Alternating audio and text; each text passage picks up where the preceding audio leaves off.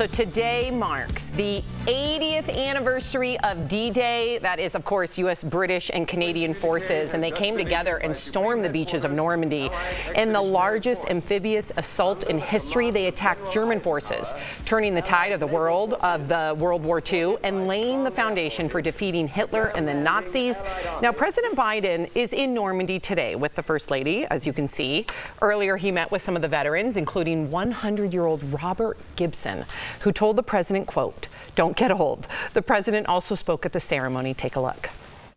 We're not far off from the time when the last living voices of those who fought and bled on D-Day will no longer be with us. So we have a special obligation.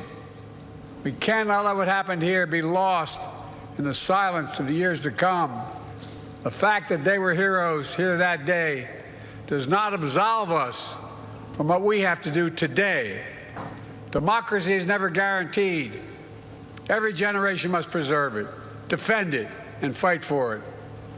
In memory of those who fought here, died here, literally saved the world here, let us be worthy of their sacrifice. Now, other dignitaries are also there, including King Charles and Queen Camilla. This is the king's first trip outside of England since he was diagnosed with cancer. He looks great. Prince William is also there, along with Canadian Prime Minister Justin Trudeau. Some celebrities are there, too, including Tom Hanks, as well as Steven Spielberg, whose father fought in World War II.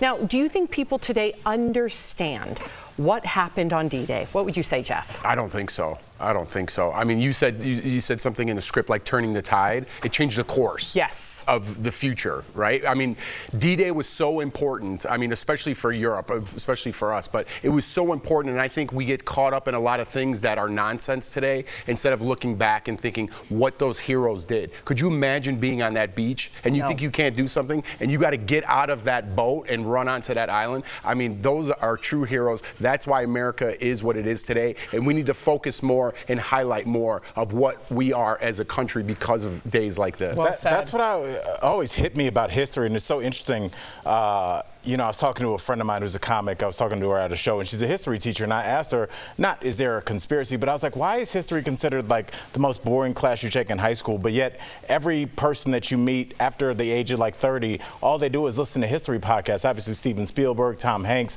he did Greyhound, he did Saving Private Ryan. I don't think people really understand how close we were to losing. Right. A couple things that happened, figuring out the German codes for submarines. I want to get into all that, but I wish that from now on, we talk to the younger generations about the steps leading up to war so that we can avoid them and see how these conflicts between countries develop. And I think if we understand our history, it would help prevent the future that we are definitely going to walk right into if we don't understand. You know what I think is also missing, Erica? You always talk about testimony teaching. I don't remember what I learned about D-Day in school, but I remember it from my grandfather who fought in World War II with his 9 brothers. Actually, there was 9 total, his 8 brothers. And he was in the bloody Battle of Peleliu. That's what they called it because it was supposed to be a 4-day battle, ended up being 2 months, and they weren't winning. And when D-Day happened, he would say to me, because of D-Day, it saved me and my brothers and my soldiers, my fellow soldiers' lives. And so for me, I will always remember him telling me that his eyes welling up and almost like in a ghost-like way because he wasn't even looking at me. He was remembering what he witnessed and saw. Right. And not only knowing like all of his blood brothers were actually out there too. So I think testimony teaching is also missing today. Yeah, I just wanted to give some context. If you didn't know you were speaking about brothers, there is a cemetery in Normandy, and it has a resting place of 9,400 Americans who died during the liberation of France. They liberated Europe in D-Day. Yeah. And I want to let you know that 45 sets of brothers lie in that cemetery. 3 Medal of Honor recipients are buried there. And I want you to hear what Anne Frank herself wrote in her diary on June 6th. On June 6th, quote, "The best part about the invasion is that I have a feeling that friends are on the way." 14 years old. She says, "The thought of friends and salvation mean everything to us." You know what it meant, D-Day? It meant hope. It meant hope for the Europeans, for the Canadians, for the British, for the Americans, and for the Jews, and for the Russians, and the people out there that were getting tormented. The soldiers and Americans were on the way. Let us not forget that when we fight fascism, when we fight in Ukraine, when we fight and hold democracy, when we fight with with our allies. That is all important to the future of this planet, and I hope people remember that. And to those who served and are still serving, Amen. we thank you for today. Well said.